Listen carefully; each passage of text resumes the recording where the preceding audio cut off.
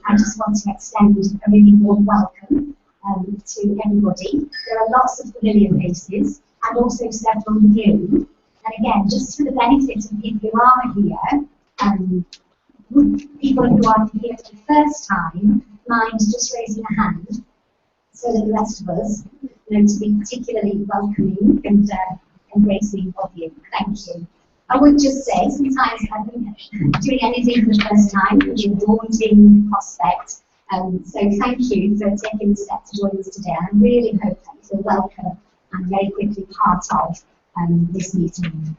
We're in a different venue, not through our own choice, but through relocation at the last minute from the university. So I think we've done okay. It seems to be working. Let us know if there's any problems, any issues that we can help with. But otherwise, in terms of general housekeeping, I'll just make one or two quick announcements and notices, and then we'll crack on with the first speaker. So by way of refreshments, obviously help yourself to tea and coffee throughout the morning. We've got lunch arriving here in this room at about 12. Toilets are just through the doors.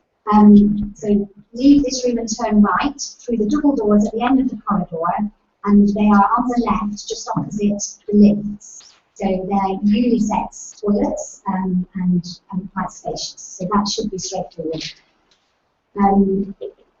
In terms of notices, there are just one or two things I wanted to bring to your attention. The first, of course, is to make you aware of the fact that we are recording this meeting, and hence the sort of technical plug over here. Your faces won't be recorded at all. If you ask a question or contribute, then obviously your voice will be recorded. So if you're not happy with that, obviously speak to one of the members of staff who are here and raise your question through us. But your voices, only your voices, not your faces, will be recorded. But the purpose of this endeavour is so that we can extend the benefit of these meetings globally, I suppose, ultimately, to people who can't get to groups like this, either because physically it's difficult or because geographically they live too far away. In fact, some people who join us by Skype are on the other side of the world. So hopefully it's an initiative that will bring benefit and sort of good product, good result.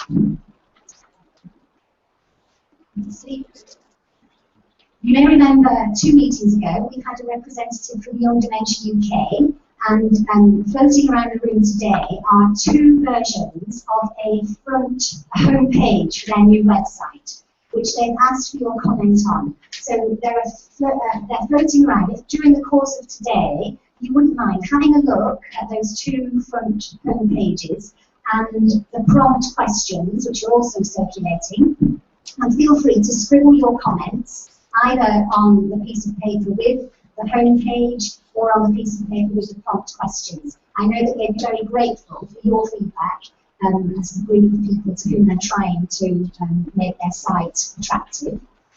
And they've also said that if there is anybody who is willing to share their story in terms of their journey to diagnosis and thereafter anonymously, they are also looking for that kind of story and information to make available through their website and through the information and the literature that they produce. So if that's something that you're interested in providing, let me know and I can facilitate that accordingly. I've brought various literature along today, some quite recent publications as well as some of the standard, and obviously you're free to take away anything that's on the table. If it's the last one, perhaps just let me know and I'll email it to you or post you a hard copy rather than taking the last one that's on the table so others don't write emphasis.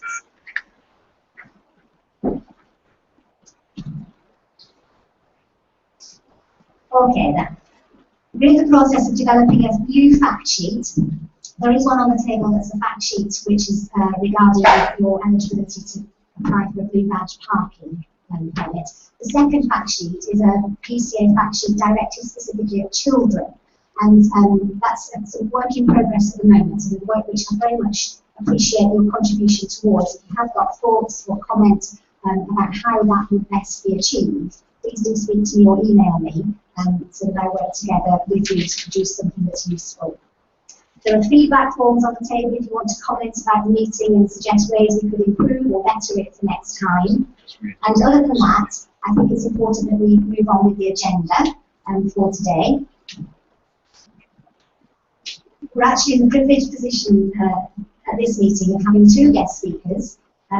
So without further ado, it's my pleasure to introduce Dr Adam Fyffe, who's joined us from the East London National Health Service Foundation Trust. We're very grateful to Adam. I know you have a busy schedule and you've squeezed us in, and we're very grateful for your time and your expertise. And also just for me to share with you that Adam responded very enthusiastically and willingly at the request I've made of a colleague of his who couldn't join us. So it's with real appreciation that we welcome Adam to speak to us now. So thank you.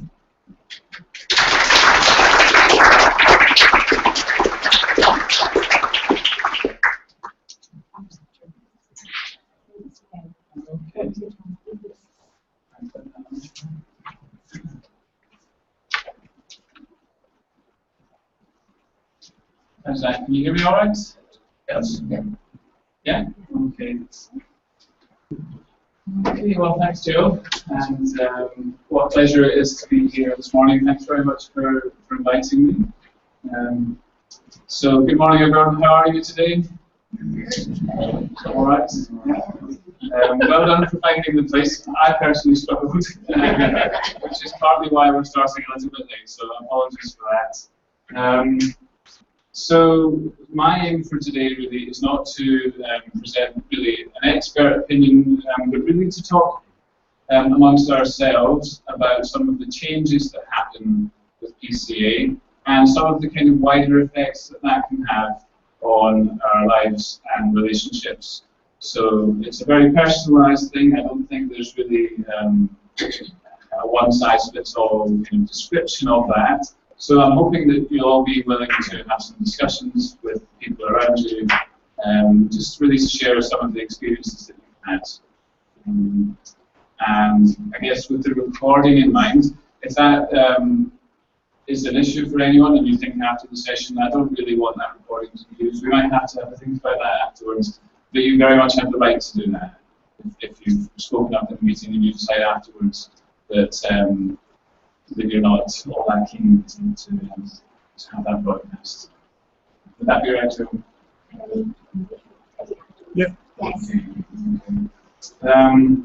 So my aim was really to spend time thinking about some of the changes that happen and how those are experienced in your everyday lives, but also to think about what doesn't change with the condition of PCA and other forms of dementia, what stays the same, and also what can be gained from the experience and in what ways people grow as a result of having this illness or living with somebody who has it. So we'll try and cover all of those things in a relatively short time. I wonder if I could just open the floor then and ask people to describe some of the things that you feel have changed in your lives since this condition came along. Perhaps if we start with some of the more challenging or perhaps more difficult aspects of it, some of the things that you might have experienced as a kind of a loss in your life as a result of this condition. Would anyone feel able to suggest some things? I haven't got the microphone, because I had to just shout. And Adam will repeat if everybody hasn't heard. Okay, I can do that. Go ahead. I just thought someone got started, so thank you. In particular, lots that we experienced in this room, and that my wife was Brazilian. She learned English from the age of something like that. She was diagnosed with PCA at the age of 50. And within 2 or 3 years, she had lost all her English. As I understand it, that's probably because the things that people learn last, memories first. So it's not language syndrome, but it's really different. Yeah. So that's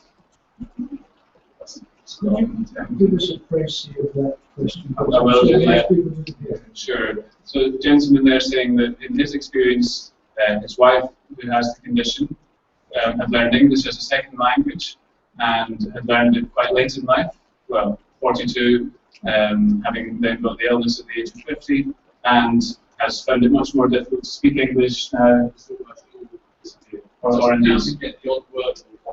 Okay, so real communication difficulties there and the loss of language. Okay, thank you very much for that, and obviously you can imagine the impact that might have. Any other experiences of things which have changed at the back there?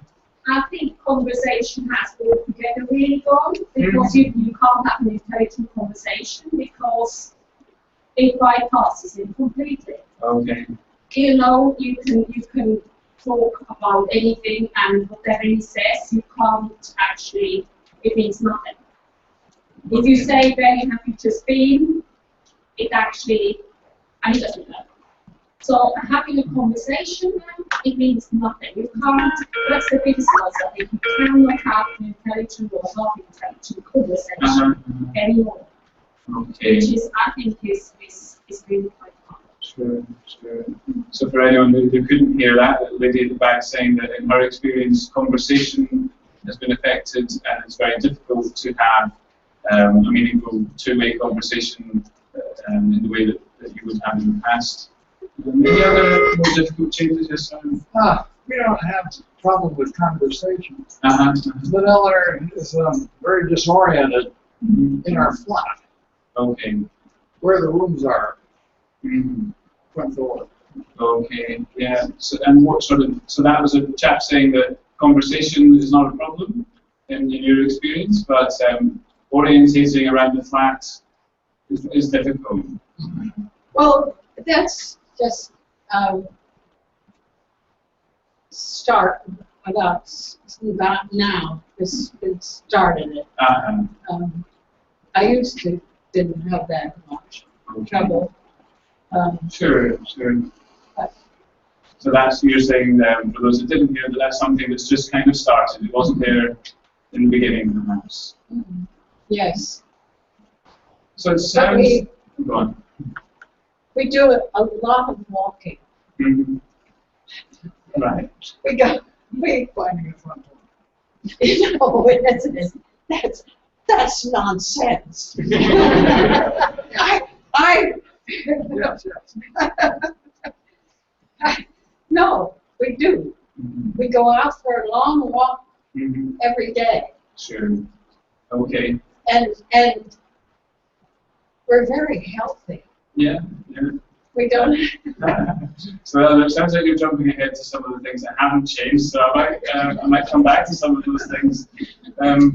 So it sounds like by and large, people are able to identify some changes and some of the more challenging ones. Perhaps rather than speak as a whole group about that, I might encourage you to pair up with some of the people around you and just chat for 5 minutes about some of the more challenging or difficult changes that you've noticed. And then we'll come back to the large group and move on to something else. Does that sound okay? Just wanted to have a bit of a think about the possible impact of an illness like PCA. Now, I won't spend too long talking about this, but PCA and other illnesses and other forms of dementia can be said to put people at risk of certain forms of stresses or losses.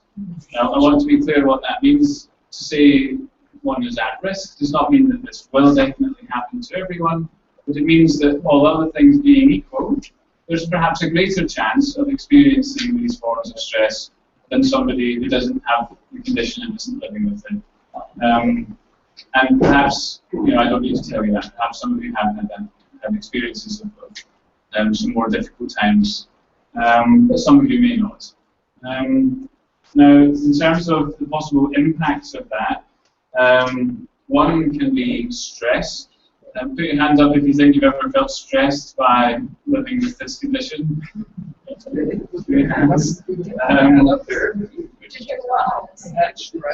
Stress. And I think stress is something that people might define. I don't know what you call stress. Thank you, Ella. That's a fantastic question. What would you call stress? I think that is debatable. Some people say that stress is when the demands that life puts on you feel greater than what you can manage with what you've got.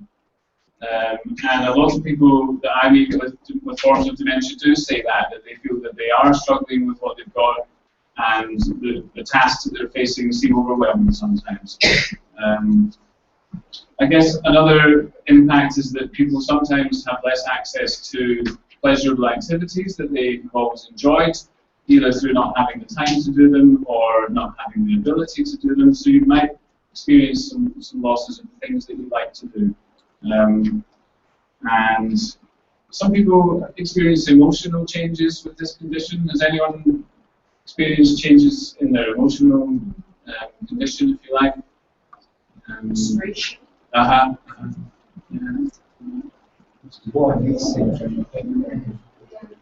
I don't sit around the same. So frustration, Stressed today. Things like that. No. but not for everyone. And that's I guess the essence of this talk in some ways is that everyone's experience is different. What other sort of emotional changes have people noticed? Agitation. Yeah. Yes, and that's the lady here saying anger due to frustration. My husband has to do everything, and I can't now. And That's the biggest worry. okay, so lady here saying that you feel worried And I'm cross. and cross. And you're feeling that way because you feel that your husband has to do everything for you. Yes. Now, one of the impacts of these kinds of changes that's been identified is the idea of what they call role strain. So the idea that it's more difficult to do the roles and responsibilities that you've always done, perhaps within a family or within an organization. So examples of this, people might say to me, I used to be the head of my family, I used to do it all, now I can't do that. Or people might say, I don't feel I'm giving enough time to my children because I'm always looking after my own mother.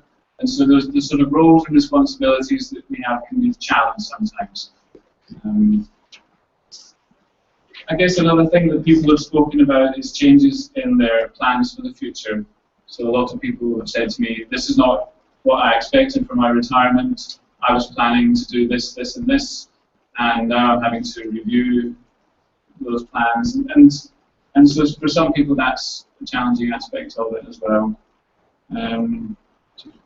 Has anyone experienced those types of situations where you're having to review what you had planned for your retirement or the rest of your life ahead? That's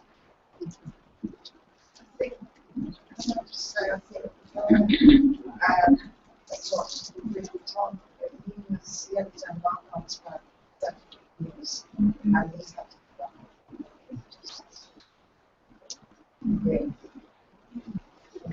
It was, yes. So I loved it. Yeah, I amazing. absolutely did. Most of the days we're doing it. Never again. Just for those that didn't hear, so Brian here had a farmland Barn dancing, yeah. and that was Every weekend, they loved it. Everything. And I suppose I would guess that what's difficult about that is it was something you really love. It was something which gave you perhaps your identity or your sense of who you are. Absolutely. And I suppose that's what people sometimes say to me is that the activities that they're finding are compromised are really important things that used to mean a heck of a lot to them. There's a few people nodding about that.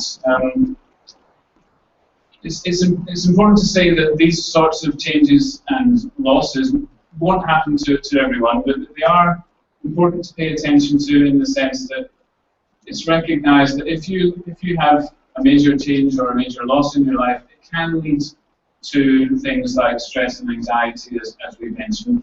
It can also lead to depression, which some of you may have experienced.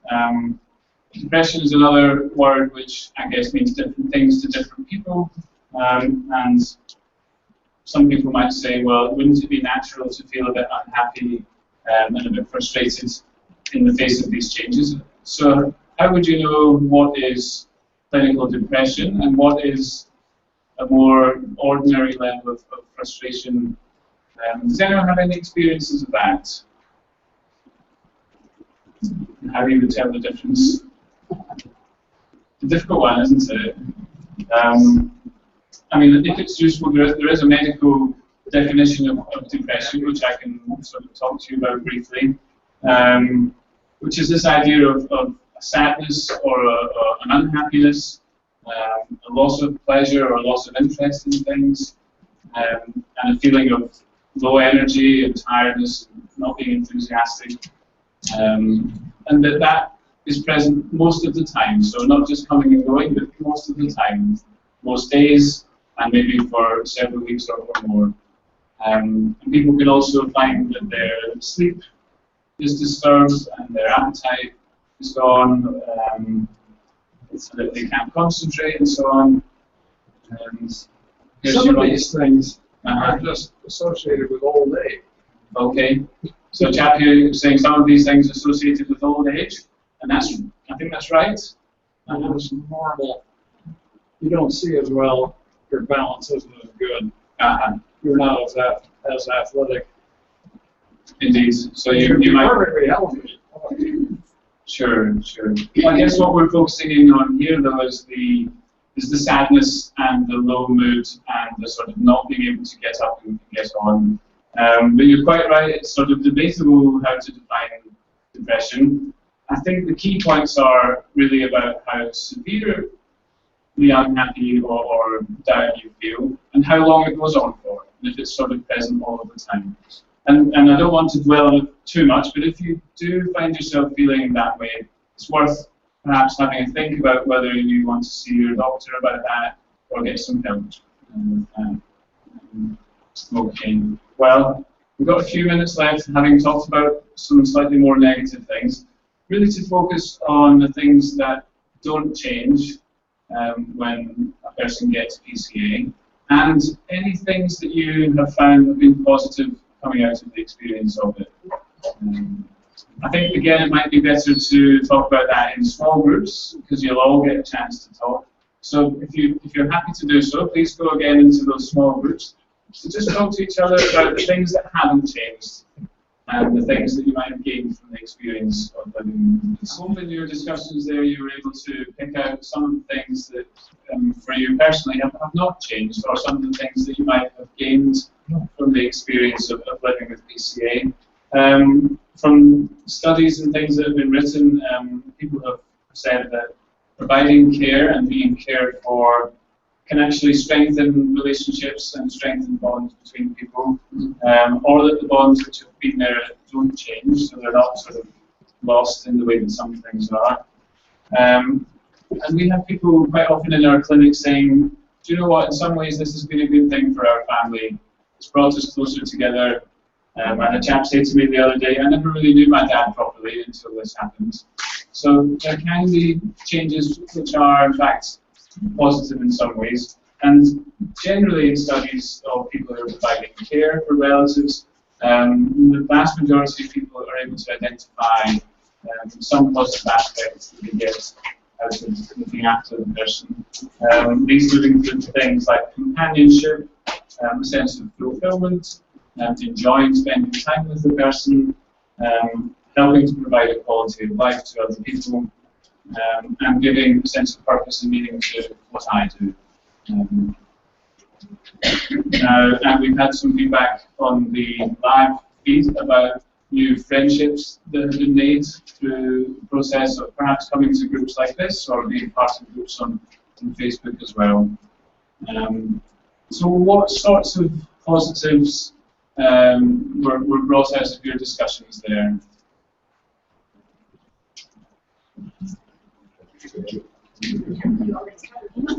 Have I already covered that? Okay, was there anything that I would have missed? What? Just as an activity, one of the things we've done when we go out for walking is that something that I can do? So I actually go out and quite long walks, and it varied over the years. But last weekend we went out for a 4-mile walk over somewhere we haven't been to. So in a way that's quite nice. It's just an activity that you have to concentrate on activities you can do. Indeed. And I suppose that's also good. You get a bit of exercise. Thanks very much. So, and in case anyone couldn't hear that, chap there was saying that one positive is that he and his wife do a lot more walking now than they used to, and that by focusing on activities that they can do rather than the ones that they now can't do, some positive things can come out of that. Is that right? Okay. Well, I'm aware that we're coming up for lunch, and lunch is now here. I suppose, in summary, what I've hoped to put across today is that living with an illness like PCA is always going to be a mixture of positives and negatives, really, isn't it?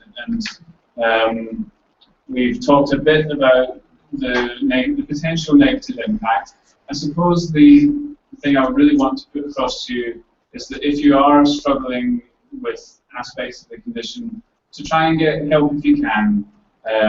We talked about stress happening when the resources that you have are not enough to deal with what you're dealing with. And so trying to get resources around you, either from friends or family, or from professional services as well. And there's quite a lot of evidence that many of the problems that can come up can be helped, at least in some way, by getting extra support. I know that services are not always there, and sometimes you're banging on the door, social services or GPs asking for help. But I do think that increasingly services are being put in place, and there's a lot out there to try and access. And having ended there on the things which haven't changed or the positives, I suppose just trying to find that balance between what's difficult and what remains the same, and what you can continue to do and what you can gain from the experience. Any final comments? One of the things we discovered, there are a lot of things designed for people with dementia that are a lot of fun. Okay, so let me repeat that back then. So a lot of things designed for people with dementia that are a lot of fun. There's a book club at our local library. It's called Bibliotherapy. And they read a book aloud, which is perfect. Yeah. Once a week. Okay. And then comment on it. So in your local library, there's a bibliotherapy group where they read books aloud and people comment on them. Yes. And also read them, and allow Discuss. themselves. Yes. Good. We get very good discussions. Okay. Right. And then there's an exercise group called chair dancing. So now we know people in the grocery store. So that's an exercise group called chair dancing. Yes. Yes. Oh, we got there's an idea for your next group then. twice a week. Once a week. Okay. Any other reflections on the things that we've talked about as well today? I suppose one other point generally about PCA is that, unlike classical Alzheimer's, the memory often stays in time. Yeah. And that's a big difference. I suppose one of the most frustrating things with people with classical Alzheimer's is this loss of memory, and the fact that you can have a conversation 1 minute later, it's completely forgotten. So, whereas with PCA, actually, the memory stays. It means for a long time. And it means you don't forget who your children are, you don't forget your friends, and that, I think, at least is a good side of it. Yes. And let's try to do it. And did people hear that? So the idea that memory actually with PCA can be quite good for a long, long time compared to other dementias. And that's a real strength, and I would echo that. And also, some of the things which tend to cause the most distress in other dementias, like a very marked change in personality or delusional ideas, some of the things which are identified as causing the most stress are actually a lot less common with PCA. So I think that is a strength quite hear. And another thing, I have a brother who's got PCA, and he can go to pictures, can watch a film, and he can tell you about it that day, weeks later, etc. The same with television programs. You can't read because of the inability now to the words sort of move around. His sight is really deteriorating, and yet there's something about the moving picture combined with the sound, and you can tell he even went to see that silent film. Now that's got, and he can tell you about it. So there's something really, really odd about the way the brain is interpreting when it gets a moving picture, when that gives it some idea of what's going on, plus the sound is combining that is, yet, you know, he can't see the road, he can't see the curve, but he can see a moving picture. Okay. So I find and for anyone who couldn't hear that, this was the point that a person might still be able to enjoy going to the cinema and not only see the film but also remember it afterwards, and that's one thing that hasn't changed. Yeah. A really high detail, okay. You know, about the scenery, about the characters, really very, very. Well, thanks everyone. Just with an eye on the time, we perhaps ought to wind up there. It's been a real whistle-stop tour of, you know, what's changed, what hasn't changed, what you might have gained. I hope it's been useful to think about that and talk to each other about it. And if you've got any questions about anything I've said, do approach me afterwards. I'll be around at lunchtime. And thanks very much for your participation. Thank you.